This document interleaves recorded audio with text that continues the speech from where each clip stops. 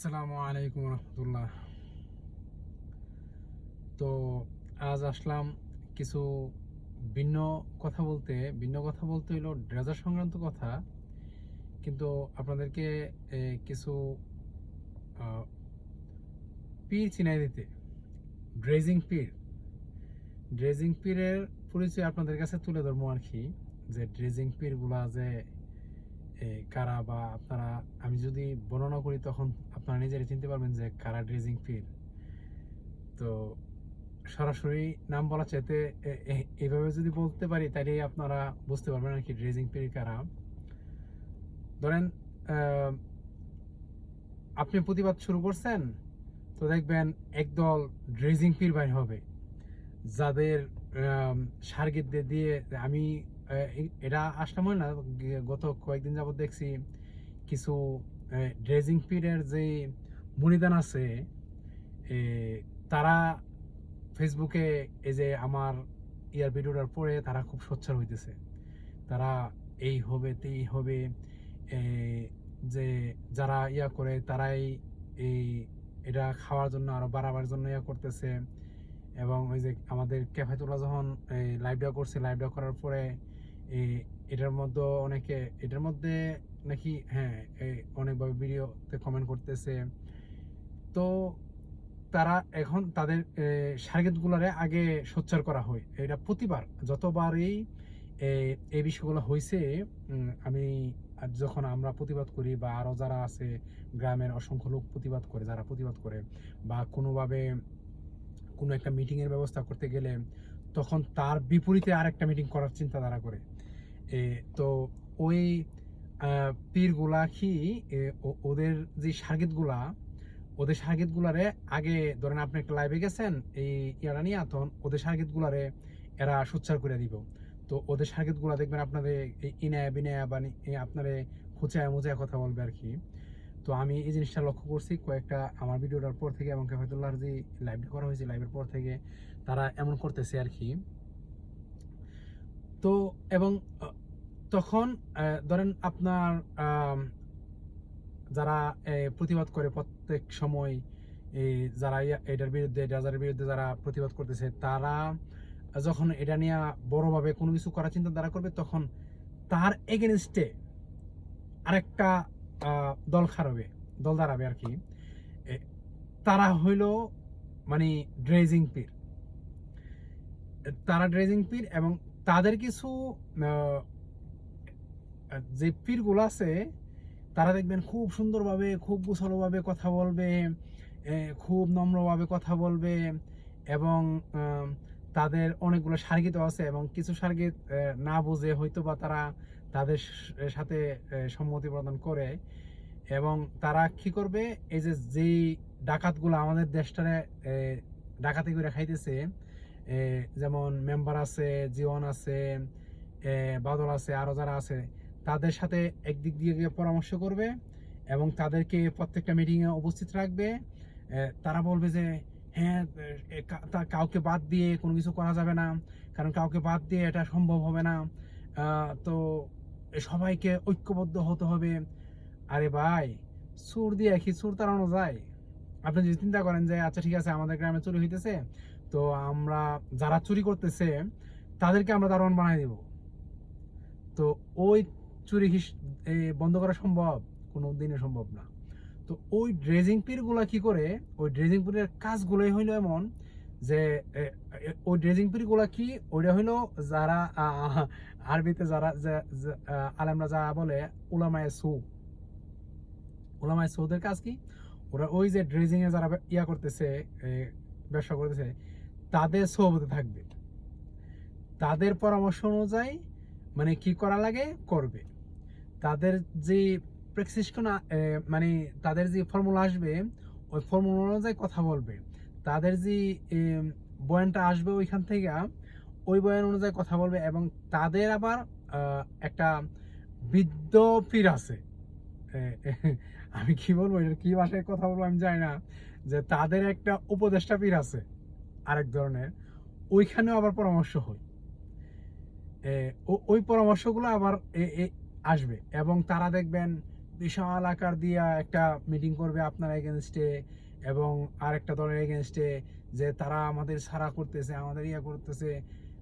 আরে ভাই, কেউ কারো ছাড়া করে না।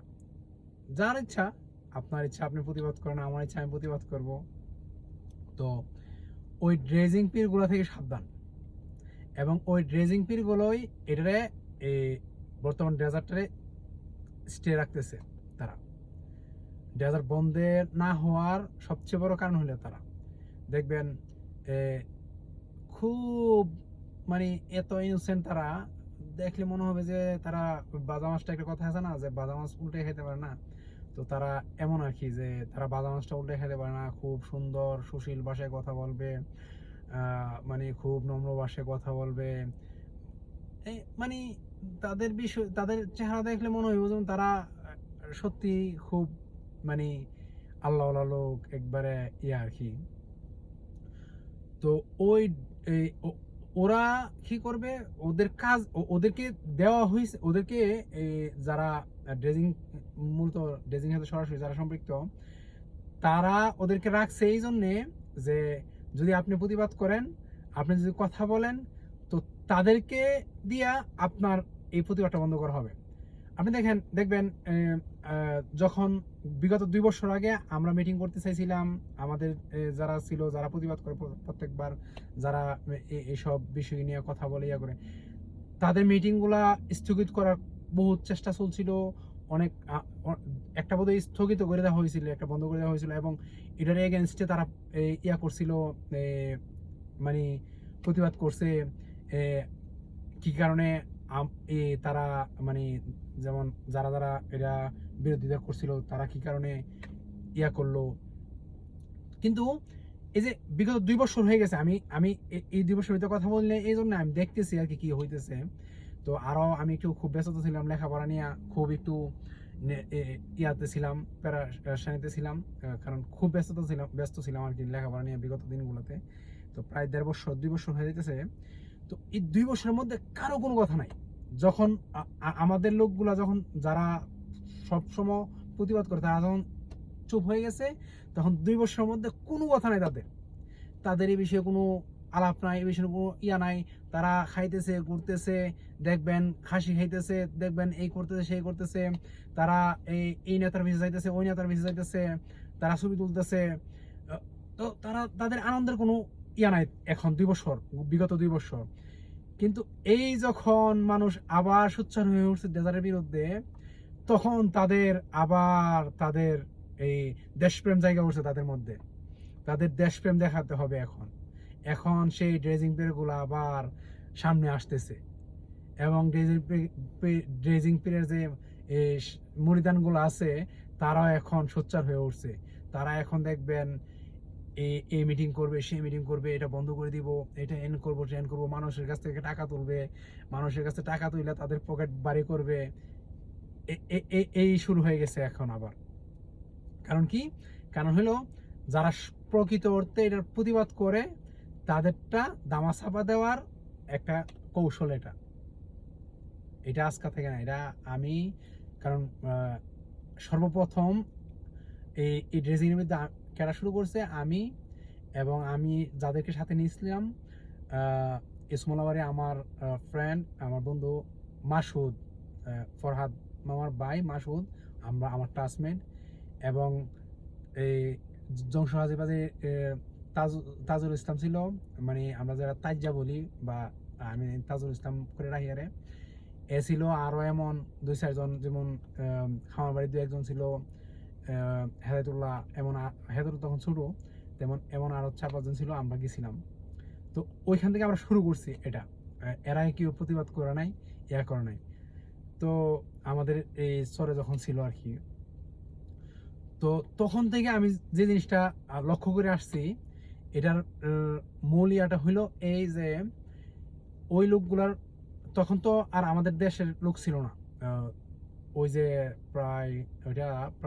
ওইটা প্রায় 2015-এর কথা আর কি। তখন আমাদের দেশের লোক ছিল না।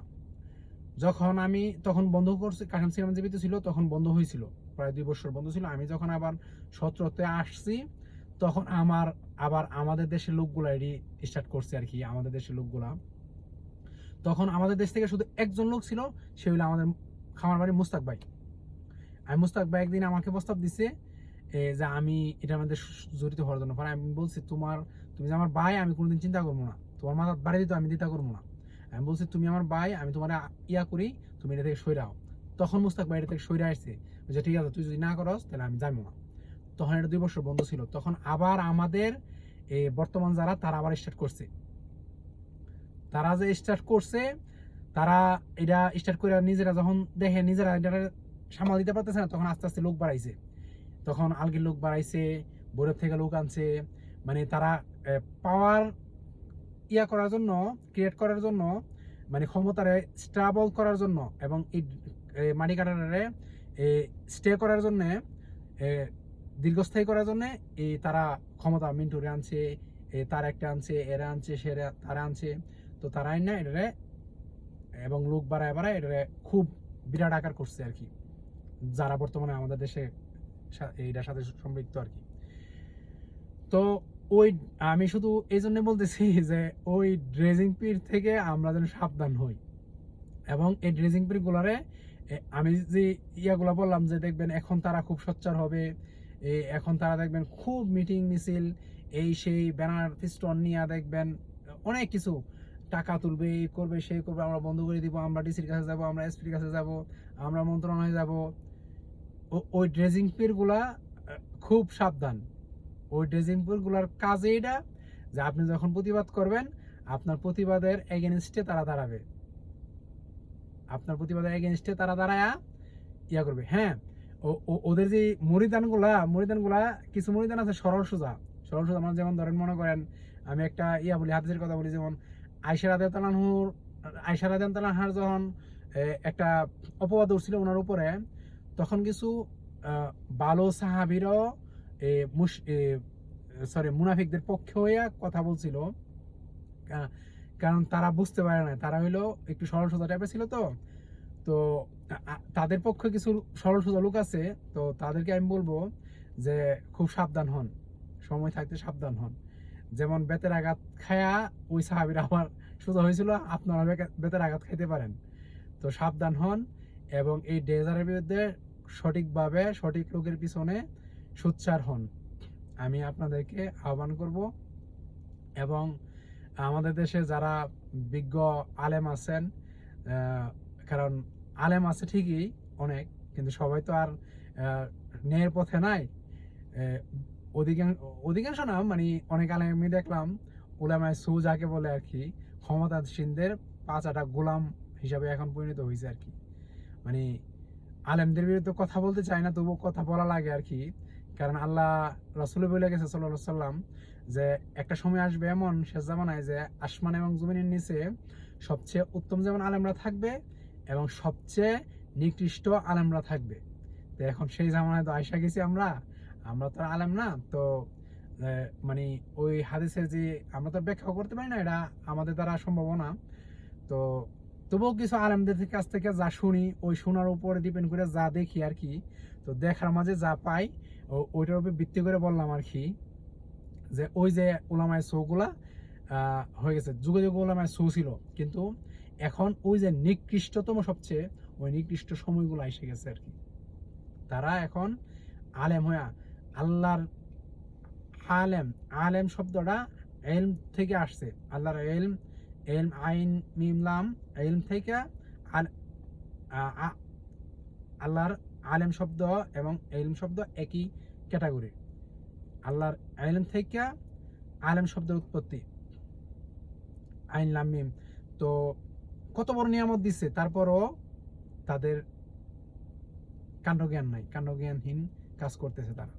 যাক, আল্লাহ সবাইকে হেদায়েত দান করুক, আমি দোয়া করি। এবং আমরা যারা সঠিকভাবে আল্লাহর জন্যে, আল্লাহর দিনের জন্যে যারা এটা আল্লাহকে বই করে এবং হককে প্রতিষ্ঠা করার জন্য যারা এইটার বিরুদ্ধে কাজ করতেছি, তাদের উদ্দেশ্যে বলবো আপনারা সাবধান থাকবেন। তো এবং আমরা প্রত্যেকের জায়গা থেকে প্রতিবাদ করব এবং ঐক্যবদ্ধ হওয়ার একটা চেষ্টা করবো ইনশাআল্লাহ। এখানেই আমার কথা শেষ করলাম আজকের জন্য ইনশাআল্লাহ। প্রতিনিয়ত আমি এই এক একটা ভিডিও ইনশাল্লাহ বানাবো, শুধু এটার বিষয়ে এবং বিভিন্ন বিষয়ে। তো আমি আর কিছু বলতে চাই না, আমি বলবো না যে আমারটা সাবস্ক্রাইব করুন অথবা আমার ফলো করুন, এমন কিছু বলা দরকার আমার বলার কোনো ইচ্ছাও নাই। তো কারণ আমি হইলো আল্লাহর জন্য কাজ করতেছি, তো দোয়া করবেন শুধু আমার এনে আল্লাহ হকের উপরে রাখে, এটাই আমি আপনাদের কাছে দোয়া চাই। আসসালামু আলাইকুম রহমতুল্লাহ।